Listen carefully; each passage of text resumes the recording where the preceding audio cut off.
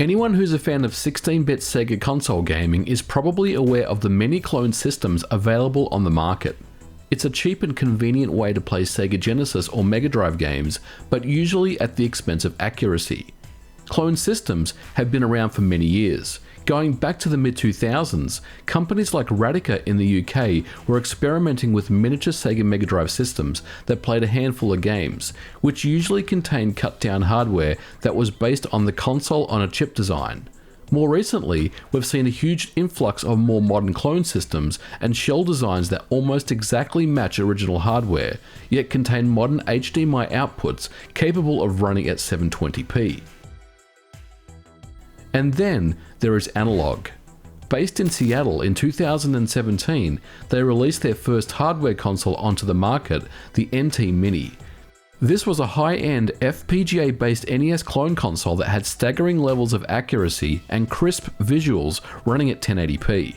In February of 2018 was the release of the very popular Super Nintendo clone, the Super NT, which incidentally we reviewed on the channel last year.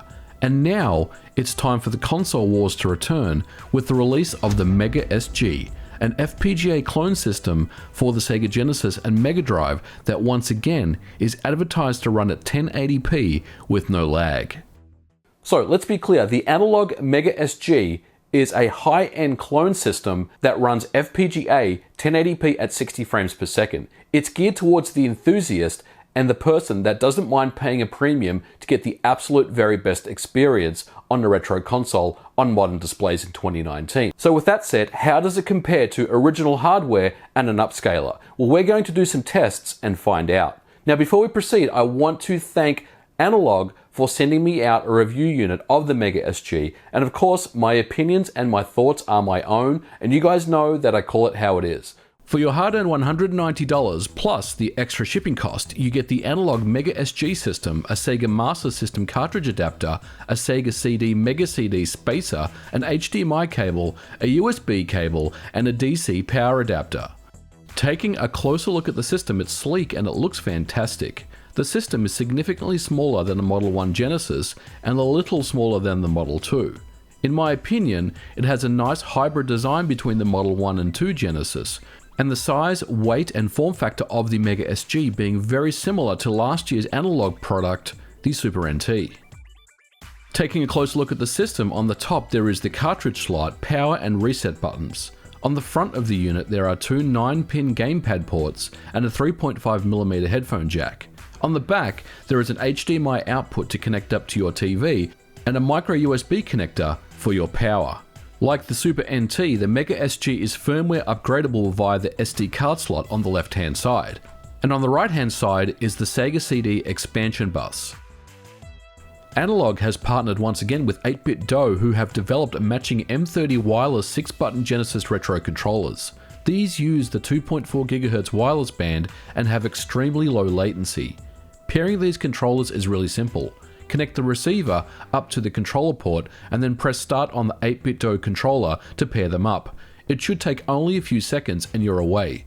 The controller itself is great. It has some weight to it too, and it retains the classic Genesis 6-button controller feel. I ended up picking up a bunch of these to use with other systems like the Sharp X68000 and Amiga CD32. It's definitely recommended.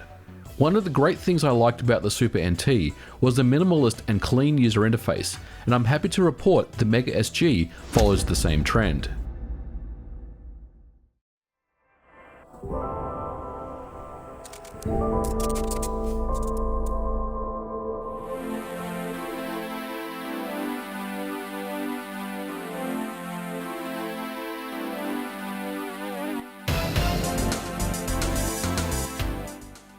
The company EA Dice used to go by the name Digital Illusions in the 90s and were responsible for many great games starting out on the Commodore Amiga with Pinball Dreams.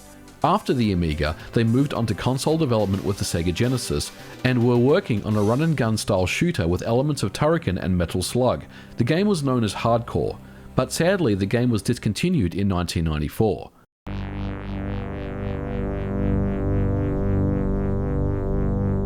However, the Mega SG comes with a pack-in digital game, Ultra Core, which is the unearthed, supposedly found on a dead hard drive source code to hardcore that was 99% complete but ultimately cancelled. The game runs, sounds and plays absolutely fantastic, and you immediately see the 16-bit metallic style graphics that were influenced by the Amiga with games like Speedball 2. Ultra Core is worth a playthrough, but be warned, it's as tough as nails, especially later on. It's a great showcase for the Mega SG and shows off the crisp visuals. 1080p 60 frames per second on your modern display is here, and we're going to deep dive and test a bunch of different games to see how well the Mega SG performs. But this is not the end of the story. We're going to put up the Analogue Mega SG against an original Japanese Model 1 Sega Mega Drive and an OSS-C upscaler outputting with RGB, as well as a cheap clone system from China that outputs 720p HDMI. One of the biggest concerns I've had with clone systems is audio quality, so let's start there. For reference, this is what the intro to Castlevania Bloodline sounds like on a real Japanese Model 1 Sega Mega Drive.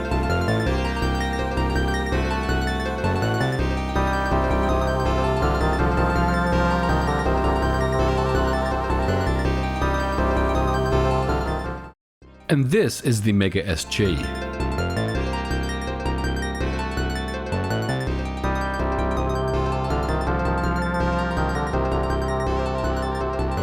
Now it sounds a little brighter than normal, and that may turn some purists off, but the audio in my opinion is cleaner than the original. But if you want to keep things one-to-one, enabling the low pass filter in the menu options does exactly that. With this option, I can't tell any difference.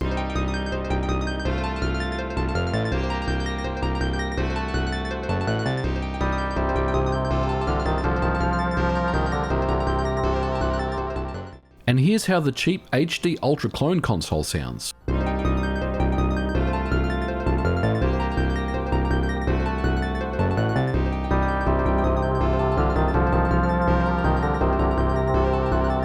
As with most cheaper clone Genesis systems, they tend to have more compression, with overpowering mid-range and less overall dynamic range. And while it doesn't sound bad, it's just not in the same ballpark. Let's move on and compare video. With the Mega SG and the Analogue FPGA system and its high price point, I expect an accurate color palette reproduction against an original system. Does it do this? Yes, absolutely. The color palette looks identical to an original Model 1 Mega Drive. These are direct captures I'm showing here, of course, but it's worth mentioning that the video menu allows for the ability to adjust individual RGB gamma values to dial in the color settings that you prefer.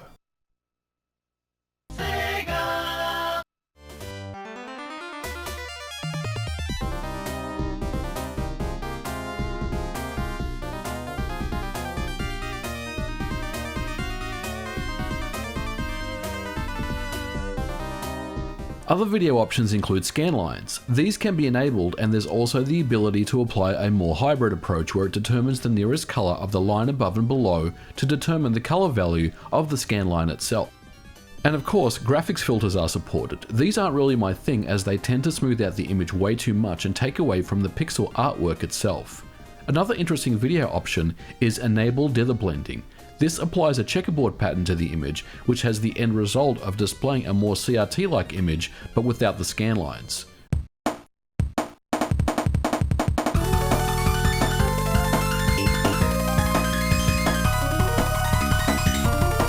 Let's move on to compatibility next. Virtual Racing on the Genesis is a 16 megabit cartridge with the custom SVP chip.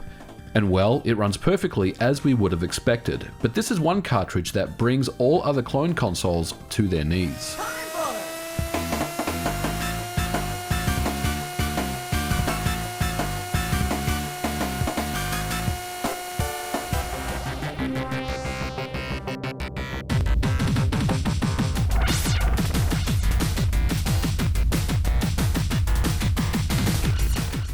The next thing that I try is running scene demos. I figured with the hardware tricks and undocumented hacks that some of these demos are using, it will break compatibility with the Mega SG. But no, every demo that I tested, including Titan Mega Demo 1 and 2 and the legendary Bad Apple, all ran flawlessly. Excellent stuff.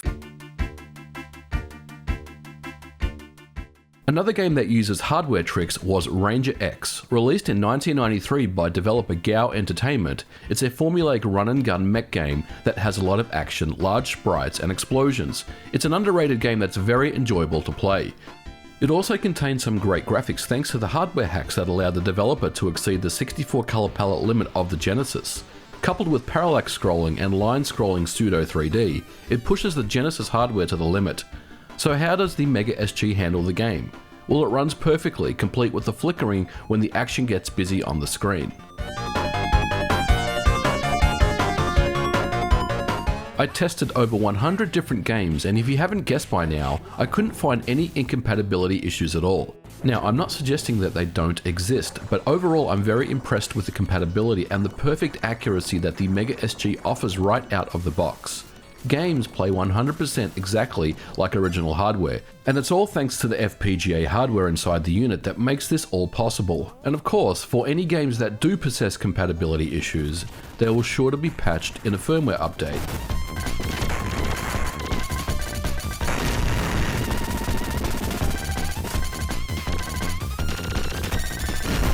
The system is also fully compatible with PAL and Japanese region Mega Drive cartridges. The Mega SG does its best to auto-detect the region for you, but in some instances when it doesn't, you can easily enter the hardware menu and set the region yourself, and a quick reset of the game and you will be playing in no time.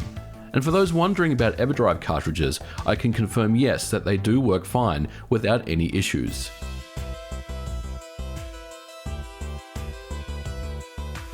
But the Genesis and Mega Drive isn't the only thing that the Mega SG supports. It's also fully compatible with Sega Master System's games, and it even provides an adapter for you to connect up your games to the Mega SG. Unfortunately, I don't own any Master System's cartridges, as it's a system that I've never owned. However, it is possible to load Master System and Sega Game Gear games via the standard EverDrive cart, and with the small sample of games that I tested, all of them ran flawlessly.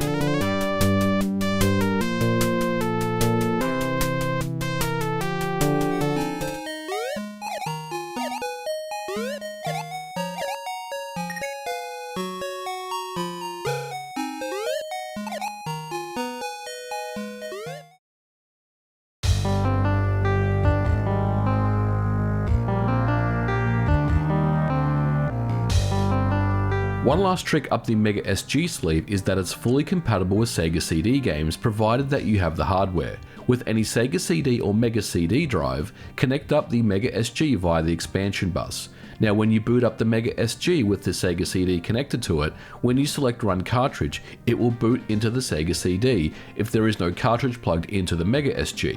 I tested a few games this way, including Pitfall 2 and a few streaming FMV games like Rebel Assault, to see if there was any glitches. As expected once again, the system plays perfectly, complete with CD audio.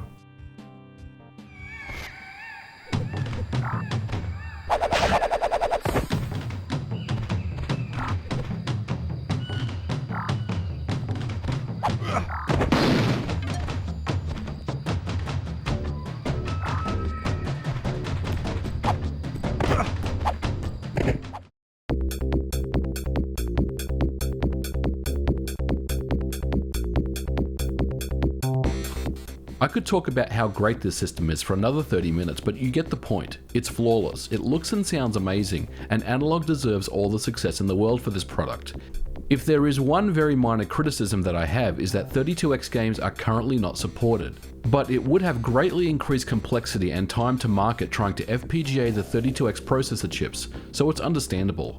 In the end, this is a damn fine product, and I can't wait to see what Analogue announces next. The console wars are indeed back.